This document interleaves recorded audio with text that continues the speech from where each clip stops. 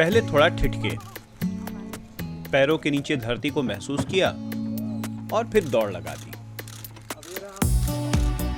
आखिर ये उनके पुरखों की जमीन है।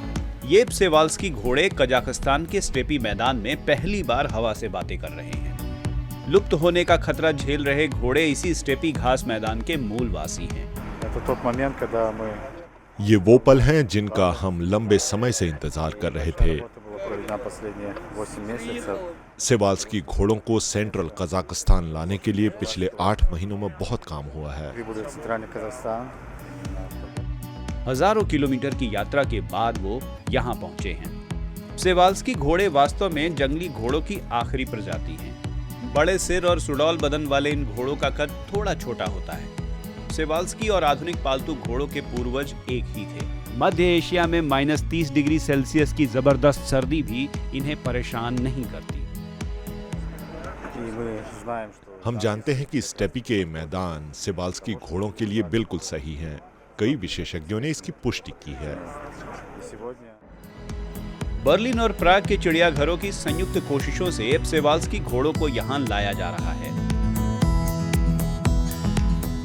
5000 किलोमीटर से ज्यादा लंबी यात्रा इन घोड़ों ने ट्रक और हवाई जहाज से की है। हमने 3 प्सेवाल्स्की घोड़ों को प्राग वैली के सैन्य हवाई अड्डे पर जहाज में चढ़ाया है। इनमें 2 मादा और 1 नर हैं। ये सभी डोल्नी डोब्रेजोव के हमारे ब्रीडिंग सेंटर से आए हैं। दुनिया भर में 2000 से ज्यादा प्सेवाल्स्की घोड़े मौजूद हैं। इनमें ज्यादातर चीन और मंगोलिया में, लेकिन फ्रांस और रूस में भी इन्हें देखा जा सकता है। प्सेवाल्स्की प्रजाति के 40 घोड़े 5 साल में यहाँ लाने की योजना है। घोड़ों को 1 साल तक निगरानी में रखने के बाद ही पूरी आजादी मिलेगी।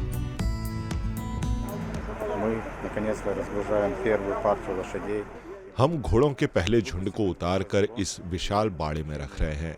इस साल और अगले साल वसंत तक हम उनकी सेहत और अनुकूलन पर नजर रखेंगे ताकि इसके बाद उन्हें जंगल में छोड़ा जा सके।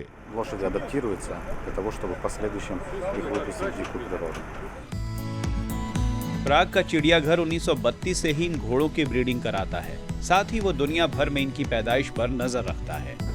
चिड़ियाघर 2011 से ही घोड़ों को उनकी जमीन पर बसाने की परियोजना पर काम कर रहा है। कोरोना की महामारी से पहले भी 34 घोड़े यहाँ लाए जा चुके हैं।